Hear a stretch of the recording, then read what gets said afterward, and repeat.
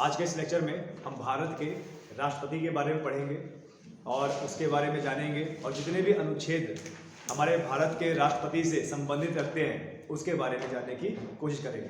लेकिन उससे पहले आप सभी लोगों को पता है कि 15 फरवरी 2023 से सनराइज करियर एकेडमी करवी चित्रकूट में नया बैच शुरू होने जा रहा है। सभी सरकारी नौकरियों के नए बैच चलेंगे, जैसे Uttar Pradesh police, Delhi police, SSC, GD, CTET, UP TET और सुपर टेट के। तो जो भी छात्र ऑफलाइन क्लास लेना चाहता है आगामी सरकारी नौकरियों को देखते हुए, वह सनराइज करियर एकेडमी की 15 फरवरी की क्लासेस जरूर ज्वाइन करें। चलिए आगे बढ़ते हैं। आज का जो हमारा टॉपिक है वो हम किसकी बात करेंगे? भारत का राष्ट्रपति। आप सभी लोगों को पता होना चाहिए कि हमारे देश में जो राजनीतिक पद होता है, जो राजनीतिक सबसे बड़ा राजनीतिक पद या आप बोल सकते हो सबसे ज़्यादा आधिकारिक पद, वो कौन होता है? भारत का राष्ट्रपति। लेकिन इस लेक्चर को स्टार्ट करने से पहले ये देखिए, ये हमारे भारत के जितने भी आज तक के राष्ट्रपति हुए हैं उन सब की एक तस्वीर अभी आपको दिख रहा होगा। इसमें हमारे वर्तमान में जो राष्ट्रपति हैं वो कौन है? द्रौपदी मुर्मू। हमारी वर्तमान में जो राष्ट्रपति हैं वो कौन है? द्रौपदी मुर्मू। उनसे पहले कौन थे? हमारे रामनाथ कोविंद। उससे पहले हमारे कौन थे? प्रणब मुखर्जी। उनसे पहले हमारे कौन थे? ठीक है। तो इस प्रकार से हम आप सभी राष्ट्रपति के बारे में चर्चा करेंगे। ठीक है, ये ध्यान दीजिएगा। लेकिन उससे पहले हमारे संविधान में राष्ट्रपति का जो प्रावधान है उसको जानने की कोशिश करेंगे। ठीक है। सबसे पहले आप लोगों को ये पता होना चाहिए कि जो भारत का राष्ट्रपति है, ठीक है, जो भारत का राष्ट्रपति है, ये अवधारणा हमने कहाँ से ली है कि भाई हमारे भारत का एक राष्ट्रपति होना चाहिए। ये अवधारणा हमने कहाँ से ली है? बताइए। ब्रिटेन से। भाई ब्रिटेन की जो संसद प्रणाली थी, हूबहू वही प्रणाली हमने अपने देश में अपनाई, संसदीय प्रणाली। और संसदीय प्रणाली में जिस प्रकार से ब्रिटेन की प्रणाली थी उसी प्रकार से हमने अपनी संसदीय प्रणाली को बनाया। अब संसदीय प्रणाली अगर ब्रिटेन की देखें तो वहां पर जो राजा या रानी होता है वही उस देश का प्रेसिडेंट होता है, उसके नीचे क्या होता है? संसद होती है। यानी संसद का प्रमुख कौन हुआ? ब्रिटेन। तो इसी प्रकार से हमने अपने भारत में जो संसद प्रणाली है वो हमने कहां से ली है? जरा बताइए। ब्रिटेन से ली है। कहां से ली है? ब्रिटेन से। ठीक है। जिस प्रकार से ब्रिटेन में संसद चलता है उसी प्रकार से हमारे देश में भी संसद चलता है। जिस प्रकार से ब्रिटेन में संसद का प्रमुख होता है राष्ट्रपति, उसी प्रकार से हमारे भारत में भी संसद का जो प्रमुख होता है वो कौन होता है? राष्ट्रपति। ठीक है, क्लियर है? ये चीज है। काफी बार एग्जाम में ये पूछा गया है कि भारत की संसदीय प्रणाली कहां से लिया गया है, इसकी अवधारणा कहां से ली गई है? सीधे बता देना है क्या? ब्रिटेन से। लेकिन हमारे राष्ट्रपति, भारत के राष्ट्रपति और ब्रिटेन के राष्ट्रपति में बहुत ज्यादा अंतर है। अंतर क्या है कि जो ब्रिटेन का राष्ट्रपति होता है वो होता है वंशानुगत का मतलब जो राजा रानी का वंश ब्रिटेन में बहुत पहले से चल रहा है, उसी वंश से राजा या रानी उस देश का प्रेसिडेंट यानी राष्ट्रपति बनेगा। लेकिन हमारे भारत में ऐसा नहीं है। हमारे भारत में राजा रानी का कोई मतलब ही नहीं है। बहुत पहले ही, संविधान बनने से पहले ही राजा रानी का जो महत्व था वो खत्म कर दिया गया है। हमारे भारत का जो राष्ट्रपति है वो बतौर चयनित होगा, निर्वाचित होगा, यानी लोगों द्वारा अप्रत्यक्ष रूप से, समझिएगा मैं क्या बोल रहा हूं, लोगों द्वारा अप्रत्यक्ष रूप से चुना जाएगा। यानी हमारे भारत का जो राष्ट्रपति है वो वंशानुगत नहीं है कि भैया एक खानदान से ही राष्ट्रपति आगे बनता चला जा रहा है, ऐसा नहीं है। ठीक है, ये ध्यान दीजिएगा। तो क्या हुआ? भारत का राष्ट्रपति की अवधारणा हमने कहां से ली है? ब्रिटेन से। संसदीय प्रणाली कहां से ली है? ब्रिटेन से। बस फर्क इतना है कि हमारे भारत का जो राष्ट्रपति है वह वंशानुगत ना होकर क्या है? चयनित। ठीक है। हाँ, लेकिन आप जैसे आपने काफी बार पढ़ा होगा कि हमारे देश का जो राष्ट्रपति है और ब्रिटेन का जो राष्ट्रपति है, हमारे देश का राष्ट्रपति नाम मात्र का पावर रखता है, नाम मात्र का शासन करता है। वास्तविक शासन किसके पास? संसद के, लोकसभा में सत्ताधारी दल के पास होती है। उसी प्रकार से ब्रिटेन में भी, ब्रिटेन का जो वंशानुगत राष्ट्रपति है वो भी क्या है? नाम मात्र का है। और वास्तविक पावर किसके पास है? वहां की संसद के पास है। ठीक है, आया समझ में? इतना में आपको समझ में आया? ठीक है, जो भी पॉइंट मैं इंपॉर्टेंट बोलूं वो आप लिखते जाइएगा। ठीक है, चलिए आगे बढ़ते हैं। देखिए पॉइंट पर नजर मारिएगा। सबसे पहले जो हमारा संविधान है, संविधान के किस भाग से किस अनुच्छेद तक हमारे भारत के राष्ट्रपति का उल्लेख है? तो जरा देखिए, हमारे संविधान के भाग कहां पर? 5 में। हमारे संविधान के भाग 5 में क्या वर्णित है? अनुच्छेद 52 से लेकर 78 तक संघीय कार्यकारिणी।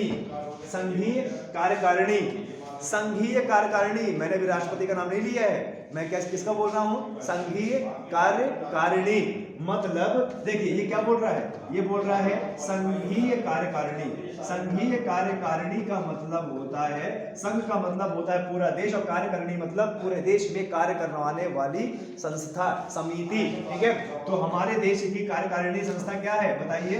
क्या है जरा? संसद है। ठीक है, अच्छा संसद में कौन होता है? राष्ट्रपति होता है, लोकसभा होता है, राज्यसभा होता है। अच्छा लोकसभा में कौन होता है? लोकसभा में मंत्री होते हैं, प्रधानमंत्री होते हैं, कई मंत्रालय के मंत्री होते हैं, सब मिलकर क्या कर रहे होते हैं? देश को चला रहे होते हैं। इसीलिए इनको क्या बोला गया है? संघीय कार्यकारिणी। यानी हमारे संविधान के भाग 5 में अनुच्छेद 52 से लेकर 78 तक संघीय कार्यकारिणी की व्यवस्था दी गई है कि भारत के जो कार्यकारी समिति है उसमें कौन कौन लोग होगा।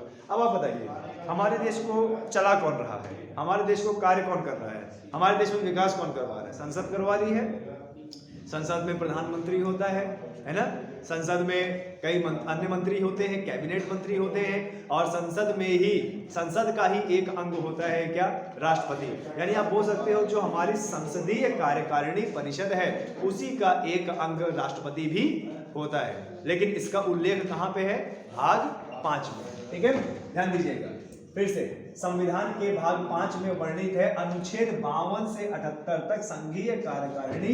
ठीक है, संघीय कार्यकारिणी के अंतर्गत कौन आता है? अब देखो, जो हमारे देश को चला रहे होते हैं, जो हमारे देश का विकास कर रहे होते हैं, जो हमारे देश में नियम और कानून लगा रहे होते हैं, जो पूरे देश में एक कानून व्यवस्था बना के रखे होते हैं, उसमें कौन कौन शामिल होता है? ठीक है, तो देखिए अनुच्छेद भाग 5 के अंतर्गत आखिरकार क्या है? देखिए भाग 5 के अंतर्गत क्या क्या आता है? जो संघीय कार्यकारिणी है उसमें कौन कौन शामिल होगा? क्या होगा? राष्ट्रपति, और क्या होगा? उपराष्ट्रपति, और क्या होगा? प्रधानमंत्री, और क्या होगा? मंत्रिपरिषद, और भारत के क्या? Attorney general of India. Bharat के अटॉर्नी जनरल। अब ये अटॉर्नी जनरल क्या होता है? अटॉर्नी जनरल क्या होता है? इसको इंग्लिश में होता है अटॉर्नी जनरल ऑफ इंडिया। ये क्या होता है? कौन होता है भाई?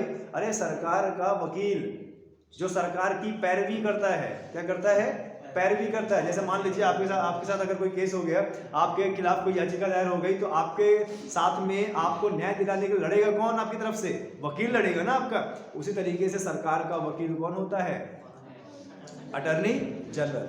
खैर इसको हम बाद में पढ़ेंगे, लेकिन सबसे पहला हमारा है कि जो संघीय कार्यकारिणी होती है, संघीय, जहां पर भी संघीय शब्द आएगा उसका मतलब क्या? संपूर्ण भारत। संपूर्ण भारत को चलाने के लिए जो एक कार्यकारिणी काम कर रही होती है उसको बोलते हैं संघीय कार्यकारिणी। और इसके अंतर्गत आते हैं राष्ट्रपति, उपराष्ट्रपति, प्रधानमंत्री, प्रधानमंत्री का मंत्रिमंडल, और कौन आता है? भारत के अटॉर्नी जनरल। आपके एग्जाम में आ सकता है, आपके एग्जाम में आ सकता है कि इनमें से कौन संघीय कार्यकारिणी के सदस्य नहीं होते या होते हैं?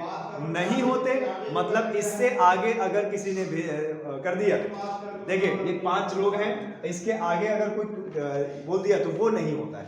ठीक है, फिर ध्यान दीजिएगा, भारत को क्या बोला गया है? ये जो भारत है, भारत क्या है? राज्यों का क्या है? राज्यों का क्या है जरा बताइए? संघ का मतलब होता है कि कई सारे राज्यों को मिलाकर, ग्रुप ऑफ राज्य, यानी कई सारे राज्यों को मिलाकर किसका निर्माण हुआ है? एक भारत का। लेकिन आपको बता दें फिर भी पूरे संविधान में संघीय शब्द का कहीं भी इस्तेमाल नहीं हुआ है। ठीक है, ये क्वेश्चन बहुत बार एग्जाम में पूछा जाता है कि इनमें से किस शब्द का पूरे संविधान में कहीं भी उल्लेख नहीं है, तो वो शब्द क्या है? संघीय। पूरे संविधान में कहीं भी संघीय शब्द का इस्तेमाल या उल्लेख नहीं किया गया है। हाँ, इतना बोला गया है कि जो भारत है, भारत राज्यों का संघ है। क्या है? भारत राज्यों का संघ है। अच्छा, हमारी प्रस्तावना में या संविधान में ये भी लिखा हुआ है भारत यानी इंडिया, भारत यानी इंडिया राज्यों का संघ है। अब जरा आप लोगों के दिमाग में ये आना चाहिए कि ऐसा क्यों बोला गया है?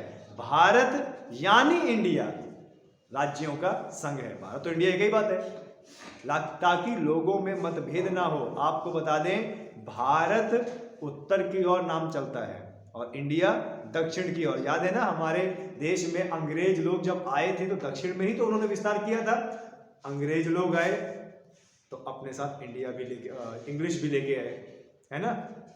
अब आप बोल सकते हो कि भारत का ही नाम इंग्लिश में क्या है, इंडिया, और हिंदी में क्या है, भारत, है ना, ये चीज है। चलिए, तो हमारी संघीय कार्यकारिणी के अंतर्गत कौन कौन आते हैं? राष्ट्रपति, उपराष्ट्रपति, प्रधानमंत्री और प्रधानमंत्री का मंत्रिपरिषद और भारत के अटॉर्नी जनरल। ओके, राष्ट्रपति भारत का सर्वोच्च अधिकारी होता है।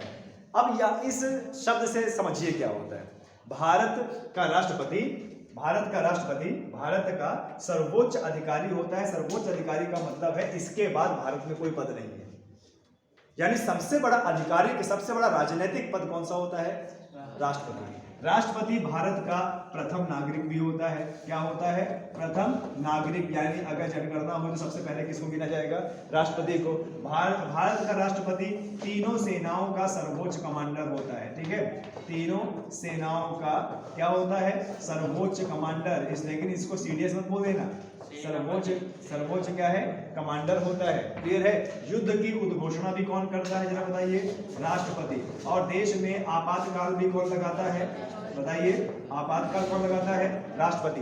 देश में केंद्र लेवल के बड़े बड़े अधिकारियों की नियुक्ति भी कौन करता है? राष्ट्रपति। इतना आप लोगों को आना चाहिए। खैर आएगा अभी, ठीक है, आया समझ में। तो हमारे भारत का सर्वोच्च अधिकारी कौन होता है? राष्ट्रपति। सर्वोच्च अधिकारी का मतलब क्या है कि उसके बाद कोई बड़ा पद नहीं है। अभी वर्तमान में राष्ट्रपति की जो सैलरी है 5 लाख रुपए पर मंथ, ठीक है, और जब वो रिटायर हो जाएगा 5 साल बाद तो उसको 2.5 लाख रुपए पेंशन मिलेगी, है ना। तो मैं आप लोगों से ये गुजारिश करूंगा कि क्यों ना अपने दाई बाबा को लड़वा दो भाई राष्ट्रपति का चुनाव।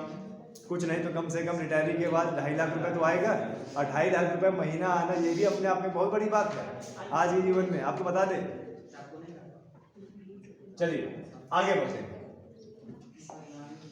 अच्छा, अभी मैंने आपको बताया उसे देश का प्रथम नागरिक बोला जाता है। ठीक है, कई बार एग्जाम में आया है कि देश का प्रथम नागरिक किसे बोला जाता है?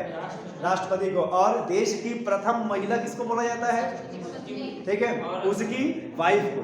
ठीक है, उसकी वाइफ को। अच्छा, एक चीज बता दे, प्रथम नागरिक, ठीक है, और प्रथम महिला, इसी का प्रावधान है। अब तुम सोचो, प्रथम बच्चे, है ना, प्रथम बुआ, प्रथम मामा, प्रथम नानी, ऐसा कोई नहीं है। ठीक है, हाँ पूछिए। डॉक्टर एपीजे अब्दुल कलाम थे, उनकी शादी नहीं हुई थी? नहीं। तो तब तो कोई रहा ना होगा। हाँ, तो नहीं रहा तो अब जबरदस्ती थोड़ी बनाएंगे।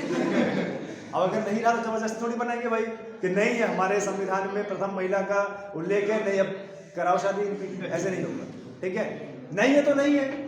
अब ये बताइए, जब हमारे देश की प्रधानमंत्री प्रतिभा सिंह पाटिल थी, तो मान लीजिए अब उनके हस्बैंड नहीं है तो क्या हम जबरदस्ती बनवाएंगे क्या? हाँ, नहीं। चलिए देखिए, देश का प्रथम नागरिक कौन होता है? हमारे देश का प्रथम नागरिक कौन है? राष्ट्रपति। क्लियर है, प्रथम नागरिक राष्ट्रपति। अच्छा, दूसरा नागरिक कौन होता है? उपराष्ट्रपति। कौन? उपराष्ट्रपति। क्योंकि राष्ट्रपति के बाद दूसरा सर्वोच्च पद कौन सा है? उपराष्ट्रपति। अच्छा, सशस्त्र बलों का सर्वोच्च सेनापति होता है, मतलब केंद्र लेवल में केंद्र लेवल की जितनी भी सेनाएं होती हैं सबका सर्वोच्च कमांडर कौन होता है? राष्ट्रपति। हमारी तीनों सेनाएं कौन कौन सी हैं, जरा बताइए, जरा बताइए। थल है, और क्या है? जल है, और क्या है? वायु, है ना।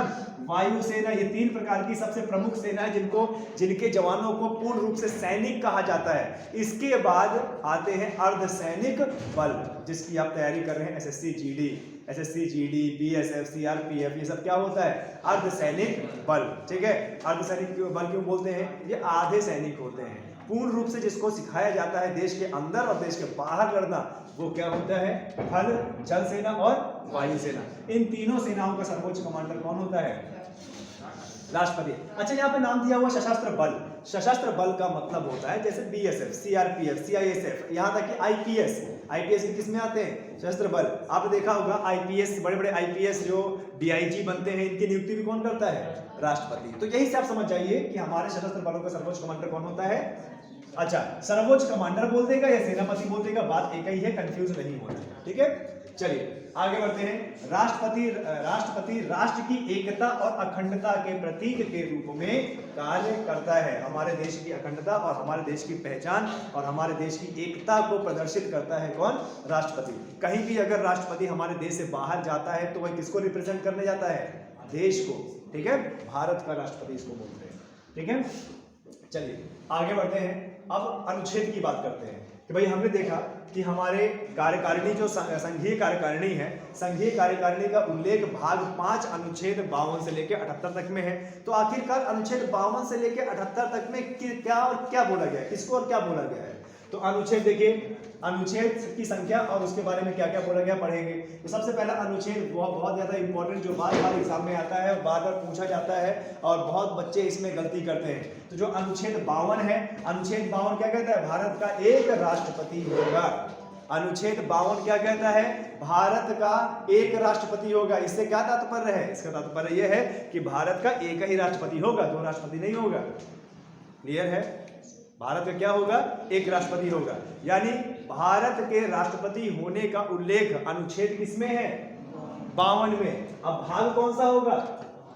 भाग कौन सा होगा? 5। ध्यान दीजिएगा, जितने भी अभी हम पढ़ेंगे ना अनुच्छेद, सब किसमें है? भाग 5 में, 78 तक में। 78 तक में क्या है? भाग 5। ठीक है, यानी भाग 5 के तहत, भाग 5 के तहत, और भाग 5 के अंदर क्या है? अनुच्छेद 52 के तहत भारत का एक राष्ट्रपति होगा। क्लियर है? अनुच्छेद 52 आपको बहुत अच्छे से आना चाहिए, ध्यान दीजिएगा। एग्जाम में कई बार, बहुत बार पूछा गया है, अच्छे से पूछा गया। अनुच्छेद 52, 52, 52। अब आप लोग कंफ्यूज पता कहाँ होंगे? 52, 53, 54, 55, 56। ठीक है, ये आपके ऑप्शन में रहेगा। अब आप यहाँ पर आपकी सुई घूमेगी 52 और 54 में सबसे ज्यादा, ध्यान देना, बहुत कंफ्यूजिंग होता है ये। 52 कहता है भारत का क्या होगा? एक राष्ट्रपति होगा। और उसके बाद अनुच्छेद 53 क्या बोलता है? कि राष्ट्रपति की कार्यकारी शक्ति, जब राष्ट्रपति नियुक्त हो जाएगा तो आखिरकार उसकी कार्यकारी शक्ति क्या होगी? राष्ट्रपति की कार्यकारी शक्ति क्या होगी? तो आप सब लोगों को पता होना चाहिए कि हमारे देश में कोई भी नियम, अधिनियम तब बनता है जब राष्ट्रपति की मुहर उसमें लग जाती है ना। हमारे देश में जितनी भी स्कीम, जितने भी कार्य, जितना भी विकास किया जाता है, सब राष्ट्रपति के नाम पे किया जाता है। कहने का मतलब हमारे देश में कोई भी काम होगा, कोई भी नियम बनेगा, कानून बनेगा, तो उसमें अंतिम मोहर किसकी लगती है? राष्ट्रपति की। तब जाके उसको अधिनियम माना जाता है। जब तक राष्ट्रपति की मोहर नहीं लगेगी तब तक उसको अधिनियम नहीं माना जाएगा। ठीक है, तो 53 क्या कहता है? कि राष्ट्रपति की कार्यकारी शक्ति, है ना, कि राष्ट्रपति की शक्तियां क्या क्या होती है। भैया हमने एक पद में तो बैठा दिया, लेकिन उसकी शक्तियां क्या होती हैं? तो अगर कोई पूछे कि भैया राष्ट्रपति की शक्ति क्या होती है, तो बड़े सिंपल से शब्दों में बताना कि देश में जो भी कार्यक्रम होते हैं सब राष्ट्रपति के नाम पे होते हैं। इसका मतलब अंतिम मोहर किसकी लगती है? राष्ट्रपति की, है ना। आपने देखा होगा भाई, जब खाता खुलवाने जाते हैं या कोई सरकारी काम कराने जाते हैं तो इसकी मोहर लगवा के लाओ, उसकी मोहर लगवा के लाओ, है ना। ये क्या होता है भाई? इसकी मोहर लगवा के लाना। जैसे अभी आप जल विभाग में चले जाओ, विद्युत विभाग में चले जाओ, या कलेक्ट्रेट में चले जाओ, कहीं बोलते हैं ना डीएम का साइन लेके आओ, कोतवाल का साइन लेके आओ, मतलब वो सत्यापित करता है कि हाँ भाई मेरे नज़र में ये कार्य ये कर रहा है, मैंने सत्यापित कर दिया। तो जब हमारे देश में कोई नियम बन रहा होता है तो आखिरी मोहर राष्ट्रपति की लगती है, मतलब राष्ट्रपति ने सत्यापित कर दिया कि इसको अब देश में पारित किया जाए। ठीक है, चलिए आगे बढ़ते हैं। अनुच्छेद 54 बहुत ज्यादा कंफ्यूजन वाला। अनुच्छेद 54 क्या कहता है? राष्ट्रपति का चुनाव। ठीक है, अनुच्छेद 54 के तहत राष्ट्रपति का चुनाव होगा। देखो यही से बात स्पष्ट है कि हमारे भारत का राष्ट्रपति वंशानुगत नहीं है, बाकायदा हमारे राष्ट्रपति का चुनाव होता है। ठीक है, अब क्योंकि राष्ट्रपति का चुनाव आया है, अनुच्छेद 54 राष्ट्रपति का चुनाव आया है, तो आपको समझ में आना चाहिए कि राष्ट्रपति का जो चुनाव होता है वो क्या होता है? अप्रत्यक्ष। क्या होता है?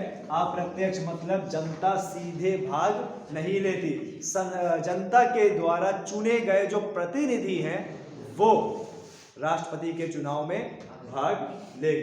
क्लियर है? अब जनता के द्वारा चुने गए प्रतिनिधि ये क्या होता है बताते हैं। आप कहाँ की जनता हो? चित्रकूट की, है ना? हमारे यहाँ के विधायक कौन है अभी? अनिल प्रधान। गांव क्या प्रधान है बताते हैं? गांव का प्रधान बनता है यार। इधर देखो, एक चीज आपको बताते हैं, हमारे चित्रकूट के विधायक कौन है? अनिल प्रधान। हमारे चित्रकूट के सांसद कौन है? आर.के. सिंह। यानी इनको किसने चुना है? हमने, है ना? यानी ये हमारे चुने हुए क्या हो गए? प्रतिनिधि। अब ये लोग चुनेंगे किसको? राष्ट्रपति को। यानी कहीं ना कहीं जनता ही राष्ट्रपति को चुन रही है, लेकिन उसका फॉर्म क्या है? उसका तरीका क्या है? अप्रत्यक्ष। यानी जिन प्रतिनिधि को हमने चुना वो चुनेंगे अपने राष्ट्रपति को, है ना? इसीलिए इसको बोलते हैं अप्रत्यक्ष। और जिसमें प्रत्यक्ष चुनाव होता है उसमें सीधे जनता जाती है और अपने शासक को चुनती है, जैसे लोकसभा और विधानसभा का चुनाव। ठीक है? गांव के प्रधानी का चुनाव, बीडीसी, डीडीसी, है ना, ये भी आता है इसमें। अब देखिए, आप लोगों को ये भी पता होना चाहिए कि राष्ट्रपति के चुनाव में भाग कौन लेता है और चुनाव कैसे होता है। राष्ट्रपति के चुनाव में भाई प्रतिनिधि लेते हैं, लेकिन ये प्रतिनिधि कहाँ होते हैं? अरे भैया, संसद, ध्यान दीजिएगा, संसद के निर्वाचित सदस्य। कौन? संसद के निर्वाचित सदस्य भाग लेते हैं इसमें। अब संसद बोला है, संसद बोलने का मतलब लोकसभा और राज्यसभा। लोकसभा और राज्यसभा के जो निर्वाचित सदस्य होंगे वह भाग लेते हैं राष्ट्रपति के चुनाव में। ठीक है? अब निर्वाचित मतलब जो चुने हुए आते हैं। संसद में दोनों तरीके के सांसद होते हैं, एक निर्वाचित और एक नामित। नामित का मतलब मनोनीत, जो राष्ट्रपति मनोनीत करता है। पहले लोकसभा में कितने मनोनीत होते थे? 2, और राज्यसभा में कितने? 12। हालांकि लोकसभा का अभी मनोनीत हटा दिया गया है, राज्यसभा में अभी भी कितने मनोनीत हैं? 12। यानी वो 12 लोग राष्ट्रपति के चुनाव में भाग नहीं लेंगे, बाकी लोग क्या है? भाग लेंगे। ये चीज हुआ। लोकसभा के निर्वाचित सदस्य, राज्यसभा के निर्वाचित सदस्य, और तीसरा क्या है? तीसरा क्या है? आधे से ज्यादा विधानसभा के सदस्य, या आधे से ज्यादा विधानसभा इसमें भाग लेती है। ठीक है? ध्यान दीजिएगा, कई बार एग्जाम में आया है कि राष्ट्रपति के चुनाव में कौन कौन भाग लेता है। तो पहले तो क्या हो गया? संसद के निर्वाचित सदस्य। कौन? संसद के निर्वाचित सदस्य। ठीक है, ये भाग लेते हैं। और कौन भाग लेता है जरा बताइए? और कौन भाग लेता है जरा बताइए? आधे से ज्यादा कौन? विधानसभा, जहां पे कौन होते हैं? एमएलए होते हैं ना। कौन होते हैं? एमएलए। सांसद में क्या होते हैं? एमपी, यानी मेंबर ऑफ पार्लियामेंट। आया समझ में? अच्छा, संसद के निर्वाचित सदस्य, आधे से ज्यादा विधानसभा के निर्वाचित सदस्य, यानी क्या? एमएलए। और कौन लेते हैं? तीसरा, और कौन लेते हैं? केंद्र शासित प्रदेश। ठीक है? केंद्र शासित प्रदेश, ठीक है, के एमएलए। अब ये बताइए, एमएलए यानी मेंबर ऑफ लेजिस्लेटिव असेंबली, यानी विधायक। अब विधायक तो वही हो सकता है जहां पर विधानमंडल होगा, है ना। लेकिन केंद्र शासित प्रदेश तो डायरेक्टली केंद्र के कंट्रोल से चलते हैं। तो यहाँ पर केंद्र शासित प्रदेश के एमएलए बोला गया है। तो हमारे कौन से केंद्र शासित प्रदेश में विधानसभाएं हैं? दिल्ली और पौंडीचेरी। यानी राष्ट्रपति के चुनाव में दिल्ली और पौंडीचेरी के जो विधायक होंगे विधानसभा के, वो भी इस चुनाव में भाग लेंगे। यानी टोटल राष्ट्रपति के चुनाव में 3 लोग भाग लेते हैं। कौन? संसद के निर्वाचित सदस्य और आधे से ज्यादा विधानसभा के सदस्य और केंद्र शासित प्रदेशों के एमएलए, है ना, यानी दिल्ली और पौंडीचेरी। अब जैसे इसमें बोला है कि आधे से ज्यादा विधानसभा, तो आधे से ज्यादा विधानसभा मतलब किसी भी राष्ट्रपति वो तब जीता माना जाएगा जब आधे से ज्यादा राज्यों के विधानसभा के जो सदस्य हैं एमएलए उसको वोट करेंगे। अब हमारे देश में कितने राज्य हैं? 28 का आधा कितना हुआ? 14। इसने कितना बोला है? आधे से ज्यादा, यानी लगभग 15 राज्य के विधानसभा के सदस्यों की हाँ होनी चाहिए राष्ट्रपति बनने में। क्लियर है? और किनकी हाँ होनी चाहिए? केंद्र शासित प्रदेश के एमएलए। और किसकी हाँ होनी चाहिए? संसद के निर्वाचित सदस्य। ध्यान दीजिएगा, मनोनीत सदस्य राष्ट्रपति के चुनाव में भाग नहीं लेते। क्लियर है? और विधान परिषद के सदस्य चुनाव में भाग नहीं लेते। आपके एग्जाम में आ सकता है कि इनमें से कौन से सदस्य या कौन लोग राष्ट्रपति के चुनाव में भाग नहीं लेते, तो विधान परिषद के और मनोनीत सदस्य भाग नहीं लेते। समझ में आया आप लोगों को? तो आप ये बताइए, विधानसभा में विधायक होते हैं, विधायक कौन चुनता है? हम, है ना? संसद में सांसद होते हैं, उनको कौन चुनता है? हम। तो वो हमारे प्रतिनिधि हुए। अब वो लोग चुनाव किसका करेंगे? राष्ट्रपति का। समझ में आया? राष्ट्रपति का चुनाव कैसे होता है? समझ में आया ना? ओके, चलिए आगे बढ़ते हैं। 55 क्या बोलता है? राष्ट्रपति के चुनाव का तरीका। राष्ट्रपति के चुनाव का तरीका ये रहा, ये जो आपको मैंने समझाया अभी।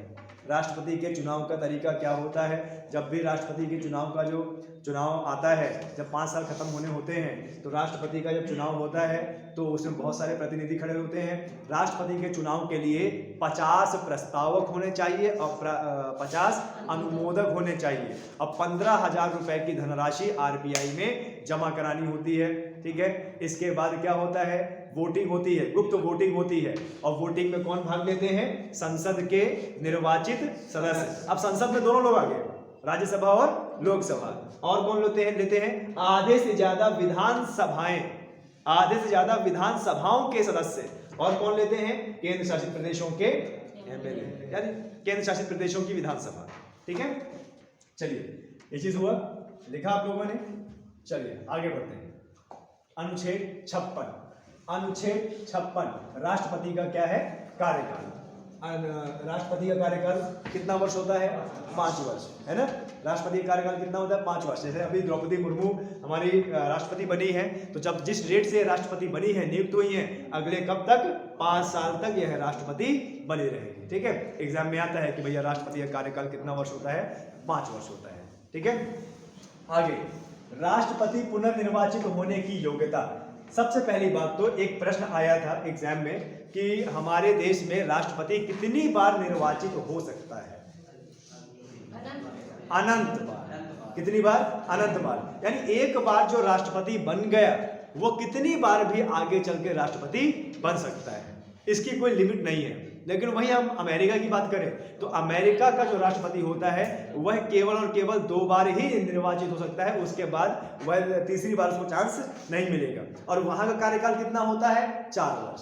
कितना होता है? 4 वर्ष। हमारे यहाँ कितना होता है? 5 वर्ष। क्लियर है? आया समझ में? और हमारे यहाँ का राष्ट्रपति कितनी बार भी निर्वाचित हो सकता है, जबकि वहां कितना है? 2 बार। आपने देखा होगा बराक ओबामा सन 2008 से लेकर 2016 तक वह बने रहे। और 2016 से 2020 तक कौन? ट्रम्प। और 2020 से अब 2024 तक। अब देखो 2024 में ट्रम्प का भी चुनाव है, अमेरिका में भी चुनाव है और हमारे यहाँ भी चुनाव है ना? चलिए आगे देखिए। 58 राष्ट्रपति का चुनाव लड़ने की योग्यता। राष्ट्रपति को चुनाव लड़ने की योग्यता क्या होती है? किसी भी व्यक्ति को अगर राष्ट्रपति बनना है तो उसकी क्या क्या योग्यता होती है? तो आपको बता दें कि वो पहले तो 35 वर्ष का होना चाहिए। 35 वर्ष की आयु पूर्ण कर चुका हो, वह व्यक्ति 35 वर्ष की आयु पूर्ण कर चुका हो। और वह व्यक्ति क्या हो? जरा बताइए। भारत का नागरिक हो। भारत का नागरिक होना चाहिए भैया, तब जाके वो बन पाएगा राष्ट्रपति। और क्या होना चाहिए बताइए? लाभ के पद में ना हो। लाभ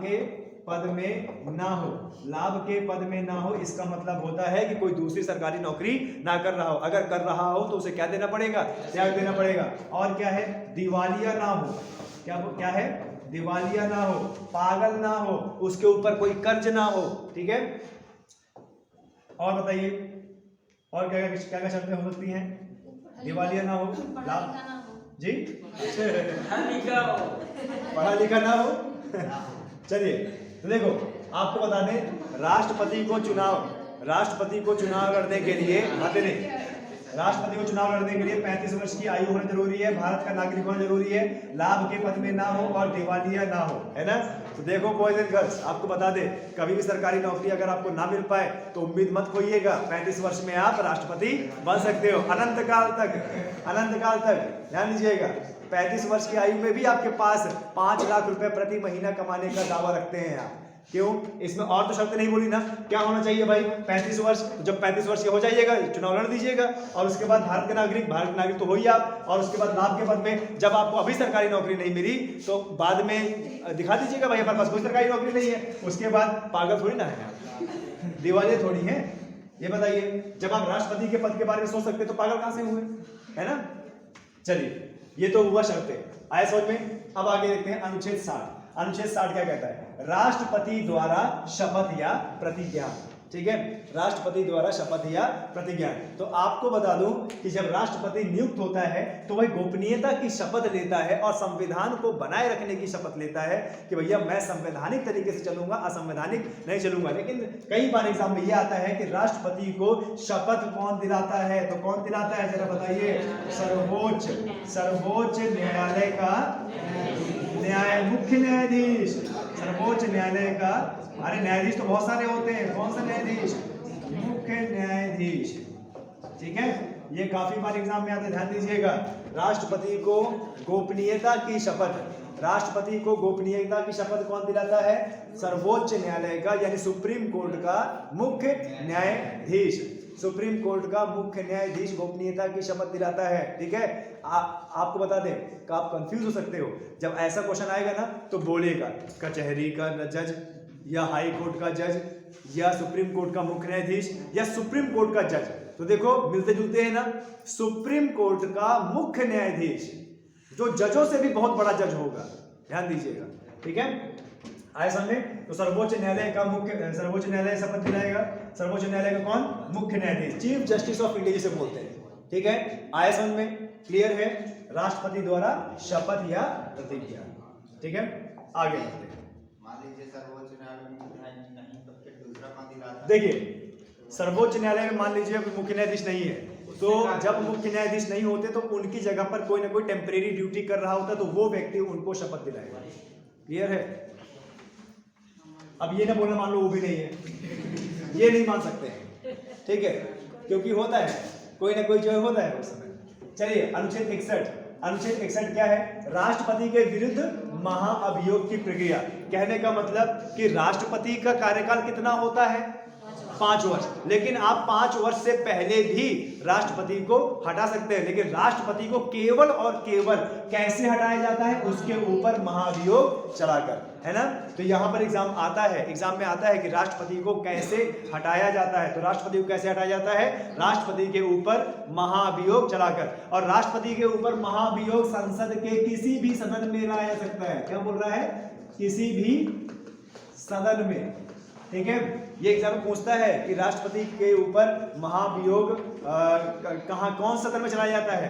तो आपका उत्तर होगा संसद के किसी भी सदन में। संसद के किसी भी सदन में महाभियोग चलाया जा सकता है, लेकिन महाभियोग चलाने से 14 दिन पहले उसे सूचना देना होगा।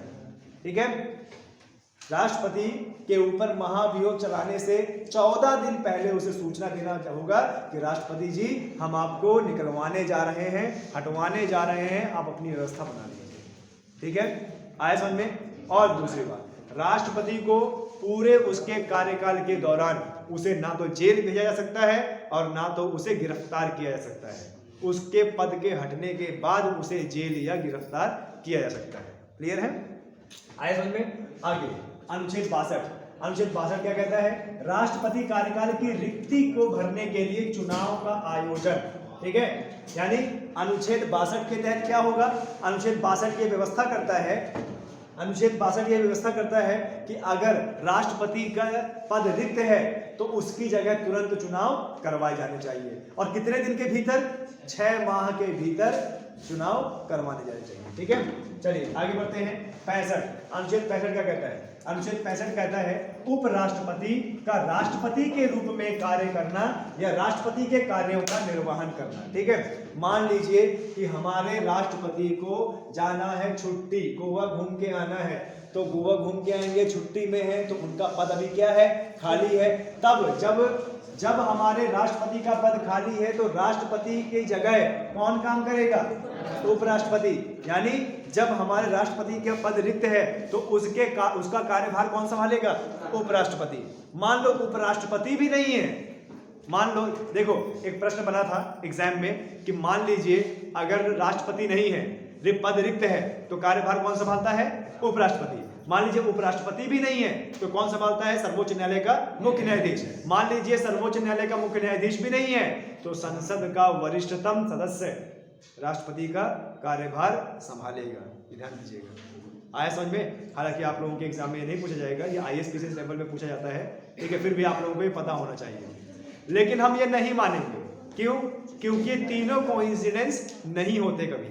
लेकिन मान लो अगर हो भी गए ऐसा कोइंसिडेंस हो गया कि भाई ना राष्ट्रपति ना उपराष्ट्रपति ना सर्वोच्च न्यायालय का मुख्य न्यायाधीश है, तब कौन राष्ट्रपति का कार्यभार संभालेगा, संसद का वरिष्ठ सदस्य। अब वरिष्ठ मतलब जिसको अनुभव ज्यादा है। ठीक है, चलिए आगे बढ़ते हैं। अनुच्छेद 71 राष्ट्रपति या उपराष्ट्रपति के निर्वाचन संबंधित सभी शंकाओं और विवाद। राष्ट्रपति और उपराष्ट्रपति के निर्वाचन के जितने भी विवाद होते हैं कहाँ सुलझाए जाते हैं, सर्वोच्च न्यायालय में। और आपको यह पता होना चाहिए राष्ट्रपति और उपराष्ट्रपति का जो चुनाव है वो कौन कराता है, भारत का निर्वाचन आयोग। कौन, भारत का निर्वाचन आयोग। ठीक है, यानी केंद्र का निर्वाचन आयोग ये चुनाव करवाते हैं। राष्ट्रपति का चुनाव, उपराष्ट्रपति का चुनाव कौन कराता है, भारत का निर्वाचन आयोग। भारत नहीं आएगा तो केंद्र का निर्वाचन आयोग। क्लियर है, कोई दिक्कत यहाँ पे। आगे अनुच्छेद 72 थोड़ा सा इंपॉर्टेंट है। ठीक है, अनुच्छेद 72 क्या करता है, राष्ट्रपति की क्षमादान की शक्ति। देखो राष्ट्रपति क्या करता है, राष्ट्रपति सजा को एकदम निरस्त कर सकता है या किसी की सजा को कम करवा सकता है या मृत्यु दंड को माफ कर सकता है। ठीक है, अब ऐसे मान लीजिए शिवजीत है, शिवजीत कभी आता नहीं है कोचिंग, बस दांत दिखाने चला आता है। मान लो कि जो है इसको सुप्रीम कोर्ट से जज ने बोला इसको 50 कोड़े मारे जाएं। ठीक है, तो ये बोला सर हम जो है 50 कोड़े में तो मर ही जाएंगे। तो इसने एक याचिका लिखी राष्ट्रपति को कि साहब क्योंकि हम सनराइज एकेडमी नहीं गए तो हमको 50 कोड़े मारने का जज साहब ने आदेश दिया है। तो द्रौपदी मुर्मू ने समझा होगा कि भाई बच्चा है मर जाएगा 50 कोड़े में, एक काम करो 49 मारो। कम कर दिया ना, तो क्या हो गया, कम किया। ये शक्ति किसके पास है, राष्ट्रपति के पास। मतलब सजा को क्या कम कर सकते हैं, वो कम कर सकते हैं, सजा को निरस्त कर सकते हैं और आपको सजा की अवधि को कम कर सकते हैं और मृत्यु दंड क्षमा कर सकते हैं। ठीक है, ये आपको पता होना चाहिए। हाँ, उसको भी निरस्त कर सकते हैं। नहीं, जैसे मान लीजिए किसी को फांसी है तो राष्ट्रपति चाहे तो उसको उम्र कैद भी कर सकते हैं, राष्ट्रपति चाहे तो उसको 20 साल 10 साल या एकदम निरस्त भी कर सकते हैं।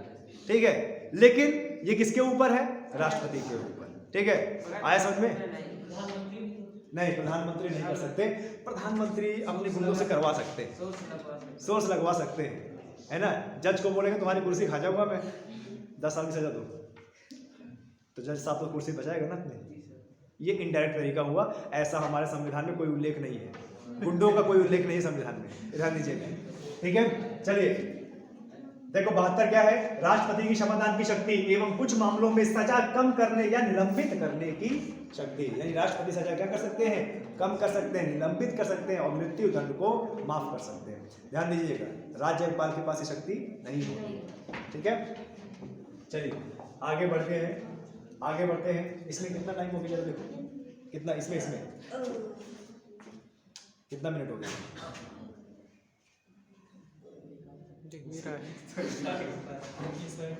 अच्छा 38 मिनट हो गया। ओके ठीक है, आगे देखिए कंप्लीट कर दे। लास्ट क्वेश्चन है, नहीं लास्ट क्वेश्चन है अनुच्छेद 74। अनुच्छेद 74 क्या होता है, राष्ट्रपति को सलाह एवं सहायता प्रदान करने के लिए एक मंत्री परिषद होगा।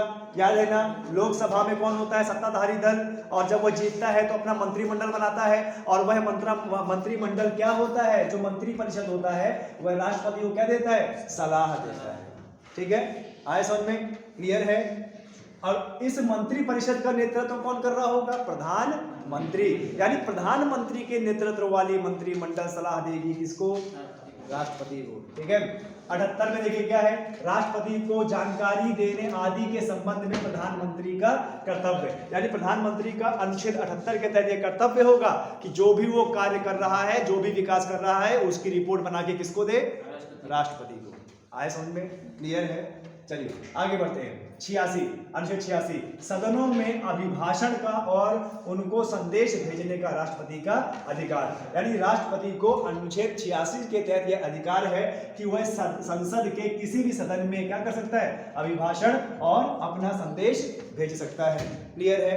अब देखिए अगला अनुच्छेद 87 राष्ट्रपति का विशेष अभिभाषण। राष्ट्रपति का विशेष अभिभाषण ये इतना इंपॉर्टेंट नहीं है, इसको अगर आप नहीं याद करेंगे चलेगा, लेकिन ये दो बहुत इंपॉर्टेंट है, 1, 2, 3 और 1, 4, 3। ठीक है।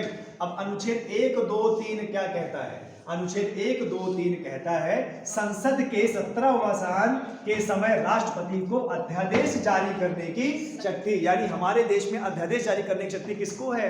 राष्ट्रपति को। किस अनुच्छेद के तहत? 1, 2, 3। वेरी इंपॉर्टेंट, लिख लीजिएगा, रट लीजिएगा, बहुत पूछता है एग्जाम में। ठीक है, कि हमारे देश में अध्यादेश कौन जारी कर सकता है? वो कौन होता है? राष्ट्रपति। किस अनुच्छेद के तहत? 123। अब इससे भी ज्यादा इंपॉर्टेंट आ गया 143। अनुच्छेद 143 के तहत उच्चतम न्यायालय से परामर्श ले सकता है कौन?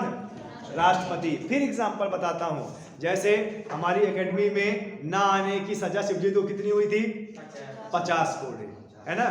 अब राष्ट्रपति के पास इसकी याचिका पहुंची, इसने बोला सर मैं नहीं गया, ही करके लिख दिया उसने, है ना, मेरा मन नहीं किया। ठीक है, तो राष्ट्रपति ने बोला ये तो बड़ा गंभीर समस्या है भाई, 50 कोड़े दिए गए हैं, अब कितनी सजा कम की जाए, क्या किया जाए, क्या किया ना जाए? भाई उनको कानून थोड़ी आता है, कानून किसको आता है? सुप्रीम कोर्ट को। कानून किसको आता है? सुप्रीम कोर्ट को। सजा कम करना या बढ़ाना किसको आता है? सुप्रीम कोर्ट को। तो हमारी द्रौपदी मुर्मू जाएंगी हमारे चीफ जस्टिस के पास या सुप्रीम कोर्ट के पास कि भैया ये याचिका आई है चित्रकूट डिस्ट्रिक्ट से, ठीक है, 50 कोड़े इनको बोले गए हैं मारने के लिए, ये एकेडमी नहीं आते हैं। जज साहब देखेंगे ये तो बड़ा जो है पेचीदा केस है, भविष्य खराब कर रहा है, पिताजी का पैसा खराब कर रहा है, दांत दिखा रहा है एकेडमी में, टीचरों को ही समझाने की कोशिश कर रहा है। सर मेरे हिसाब से एक ही कोड़ा कम कीजिए, 49 मारिए इसको। तो राष्ट्रपति ने क्या किया? सलाह लिया ना, किससे? ठीक है सर आप कहते हो तो 50 की जगह 49 कर देते, मारो इसे 49 कोड़े। 40 हो गया, 40 लिख गए। अरे यार ये 9 था। ठीक है, तो आप समझे, राष्ट्रपति सलाह ले सकता है किससे? सर्वोच्च न्यायालय से। किस अनुच्छेद के तहत? अनुच्छेद 143। बहुत ज्यादा इंपॉर्टेंट है। और यहां से क्लास आज की खत्म।